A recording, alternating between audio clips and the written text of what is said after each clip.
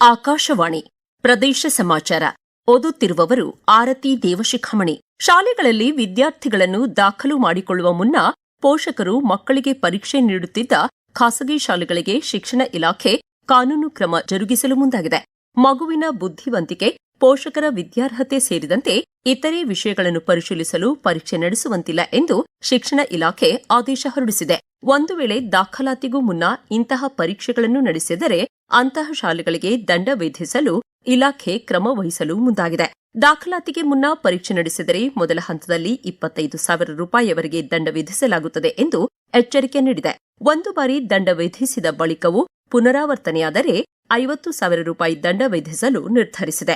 ಹೆಚ್ಚುವರಿ ಶುಲ್ಕ ವಸೂಲಿ ಮಾಡುತ್ತಿದ್ದ ಶಾಲೆಗಳಿಗೂ ದಂಡ ವಿಧಿಸಲು ಮುಂದಾಗಿರುವ ಇಲಾಖೆ ದಾಖಲಾತಿ ಸಮಯದಲ್ಲಿ ಡೊನೇಷನ್ ಅಥವಾ ಕ್ಯಾಪಿಟೇಷನ್ ಶುಲ್ಕ ಪಡೆದಿದ್ದರೆ ಅಂತಹ ಶಾಲೆಗಳಿಗೆ ಶುಲ್ಕದ 10 ಪಟ್ಟು ದಂಡ ವಸೂಲಿ ಮಾಡಲು ಸೂಚಿಸಿದೆ.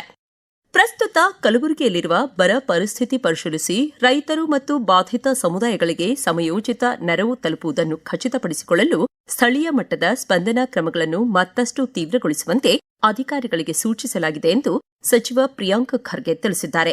ಈ ಕುರಿತು ಸಾಮಾಜಿಕ ಜಾಲತಾಣದಲ್ಲಿ ಮಾಹಿತಿ ಹಂಚಿಕೊಂಡಿರುವ ಅವರು, ವಿಶೇಷವಾಗಿ ಕುಡಿಯುವ ನೀರಿನ ನಿರಂತರ ಪೂರೈಕೆ, ಪರಿಣಾಮಕಾರಿ ಜಾನುವಾರು ನಿರ್ವಹಣೆ, ಮೇವಿನ ಲಭ್ಯತೆ ಹಾಗೂ ಸಮನ್ವಯಿತ ಪರಿಹಾರ ಕ್ರಮಗಳನ್ನು ಖಚಿತಪಡಿಸಿಕೊಳ್ಳಲು ಒತ್ತು ನೀಡಲಾಗಿದೆ. ಈ ಸಂದರ್ಭದಲ್ಲಿ ಯಾರೂ ನೆರವಿನಿಂದ ವಂಚಿತರಾಗದಂತೆ ಪ್ರತಿಯೊಂದು ಇಲಾಖೆಯೂ ಪೂರ್ವಭಾವಿಯಾಗಿ ಹಾಗೂ ಸಕ್ರಿಯವಾಗಿ ಕಾರ್ಯನಿರ್ವಹಿಸುವಂತೆ ನಿರ್ದೇಶನ ನೀಡಲಾಗಿದೆ ಎಂದಿದ್ದಾರೆ. ಬೀದರ್ ಜಿಲ್ಲೆಯಲ್ಲಿ ಸುಮಾರು 30,000 ಕೂಲಿ ಕಾರ್ಮಿಕರಿಗೆ ವಿಬಿ ಜೀರಾಮ್ಜಿ ಉದ್ಯೋಗ ಖಾತ್ರಿ ಯೋಜನೆಯಡಿ ಕೆಲಸ ಒದಗಿಸಲಾಗುತ್ತಿದೆ ಎಂದು ಸಚಿವ ಈಶ್ವರ್ ಖಂಡ್ರೆ ತಿಳಿಸಿದ್ದಾರೆ.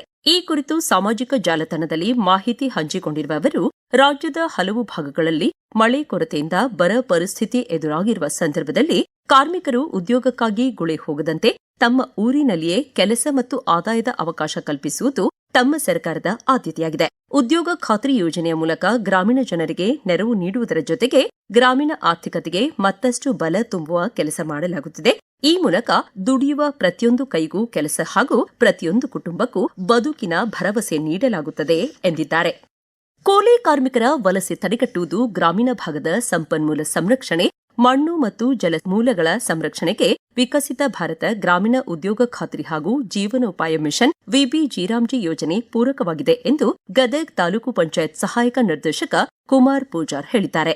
ಗದಗ್ ತಾಲೂಕಿನ ಅಂತೂರು ಗ್ರಾಮದಲ್ಲಿ ವಿಬಿ ಜೀರಾಮ್ಜಿ ಯೋಜನೆಯಡಿ ಕೆರೆ ಅಭಿವೃದ್ಧಿ ಕಾಮಗಾರಿಗೆ ಚಾಲನೆ ನೀಡಿ ಅವರು ಮಾತನಾಡಿದರು. ವಿಬಿ ಜೀರಾಮ್ಜಿ ಯೋಜನೆಯಡಿ ಕೂಲಿ ಮೊತ್ತ 382 ರೂಪಾಯಿಗಳಿಗೆ ಹೆಚ್ಚಳವಾಗಿದೆ. ಎನ್ಎಂಎಸ್ಎಸ್ ತಂತ್ರಾಂಶದ ಮೂಲಕ 2 ಬಾರಿ ಹಾಜರಾತಿ ಅಳತೆಗೆ ಅನುಸಾರ ಕೂಲಿ ಪಾವತಿ ಮಾಡಲಾಗುತ್ತದೆ. ಕೂಲಿ ಪಾವತಿಯಲ್ಲಿ ಪುರುಷರು ಹಾಗೂ ಮಹಿಳೆಯರು ಎಂಬ ವ್ಯತ್ಯಾಸವಿಲ್ಲದೆ ವೇತನ ನೀಡಲಾಗುತ್ತದೆ. ಗ್ರಾಮಸ್ಥರು ಇದರ ಸದುಪಯೋಗ ಪಡೆದುಕೊಳ್ಳಬೇಕು ಎಂದು ತಿಳಿಸಿದರು.